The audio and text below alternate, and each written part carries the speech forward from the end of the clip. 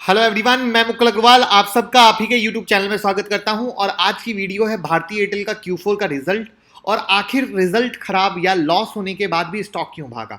मेरी कोशिश हमेशा ये है कि आप लोगों जो भी पुराने फॉलोअर उनको पता होगा, मैं हर स्टॉक की एनालिसिस या हर स्टॉक के रिजल्ट की एनालिसिस नहीं करता हूं। मैं सिर्फ उस स्टॉक की एनालिसिस करता हूं, रिजल्ट की एनालिसिस करता हूं जिससे आपको कुछ सीखने को मिले और फर्दर उस सेक्टर से रिगार्डिंग कोई रिजल्ट आए तो आपको नॉलेज मिले। क्योंकि हमारी कोशिश है आपको एजुकेट करना, हमारी कोशिश है आपको मार्केट के प्रति वो नजरिया देना जिस नजरिए तक आप आज तक नहीं पहुंच पाए हो। और अगर आपको हमारी कोशिश जेन्युइन लग रही हो तो बस ऐसे ही प्यार देते रहिएगा। वीडियो को शुरू करता हूं। जो नए लोग हों वो चैनल को जरूर सब्सक्राइब करें, बेल आइकॉन का बटन प्रेस करें, क्योंकि यहां मिलेगी कुछ अलग न्यूज आपको आपकी भाषा में। सबसे पहले हम रिजल्ट की एनालिसिस करते हैं। रिजल्ट यहां पे आप 31 मार्च 2020 है, 31 दिसंबर 2019, 31 मार्च 2019, यानी यहां से यहां ये ईयर ऑन ईयर बेसिस हो गया और यहां से यहां क्वार्टर ऑन क्वार्टर बेसिस हो गया, जिसमें आप देखोगे टोटल रेवेन्यू चाहे वो क्वार्टर ऑन क्वार्टर हो या ईयर ऑन ईयर बेसिस पे हो बढ़ा है। लेकिन प्रॉफिट बिफोर टैक्स देखेंगे तो अगर ईयर ऑन ईयर बेसिस पे देखेंगे तो सीधा 7,010 करोड़ का लॉस है। और नेट इनकम देखेंगे तो कहां लास्ट ईयर 107 करोड़ का प्रॉफिट था और इस बार 5,237 करोड़ का लॉस है। और ईपीएस यानी अर्निंग पर शेयर तो माइनस में ही चल रहे हैं। तो आखिर क्या रीजन है लॉस का? दूसरा, लॉस के रीजन के साथ साथ स्टॉक क्यों ऊपर चले हैं, यह सबसे ज्यादा इंपॉर्टेंट चीज है। तो चलिए उसको समझने की कोशिश करते हैं।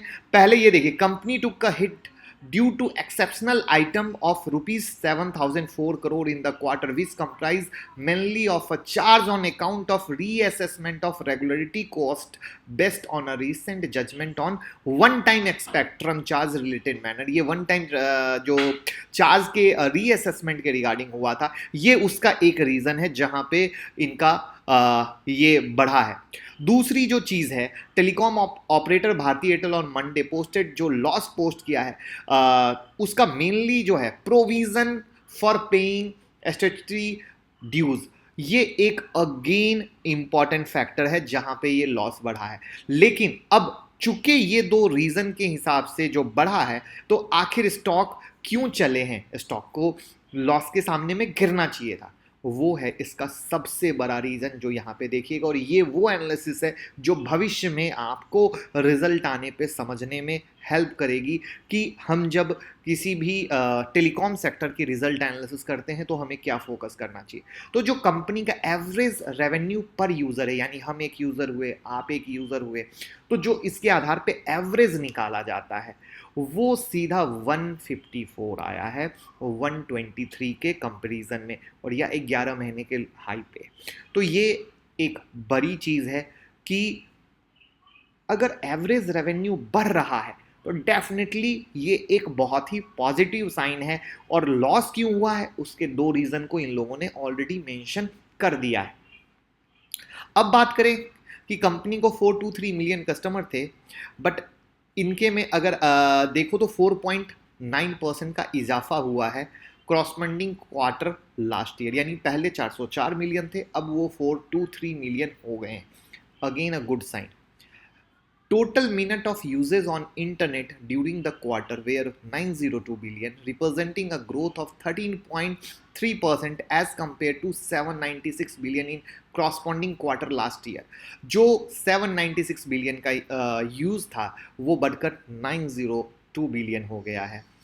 मोबाइल डेटा टैरिफ का भी इसी तरीके से ये कंडीशन है, जो ग्रोथ 3836 बिलियन एमबीएस से 668 बिलियन एमबीएस हो चुका है।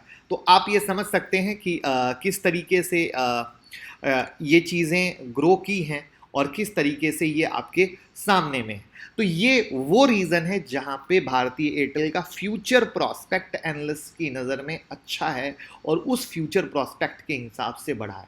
तो मेरा समझाने का मेन मकसद था कि जैसे मोस्टली लोगों को लगता है अच्छा ये हमने देख लिया क्वार्टर रिजल्ट हो गया, नो।